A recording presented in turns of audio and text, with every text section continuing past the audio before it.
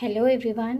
In this video we are going to see what is trigonometry and just a basic introduction அதை பற்றி பார்க்கலாம். Next Pythagoras theorem, because trigonometryல Pythagoras theorem ரொம்ப யூஸ்ஃபுல்லாக இருக்கும். First trigonometryனா என்னன்னு பார்க்கலாம். நம்ம எல்லாருமே primary classes-ல shapes படிச்சிருப்போம்.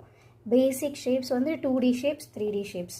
2D shapesல நம்ம என்னென்ன படிச்சிருக்கோம்? Circle, square, rectangle, triangle, இந்த மாதிரி நிறைய ஷேப்ஸ் படிச்சிருப்போம். அதில் நம்ம எல்லாருக்குமே தெரிஞ்சது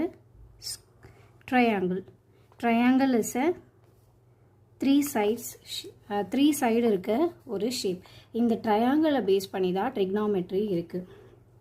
இதில் எல்லா ட்ரையாங்கிளுக்கும் ட்ரிக்னாமெட்ரியை நம்ம சால்வ் பண்ண முடியாது. Only we can use trigonometry for right angle triangle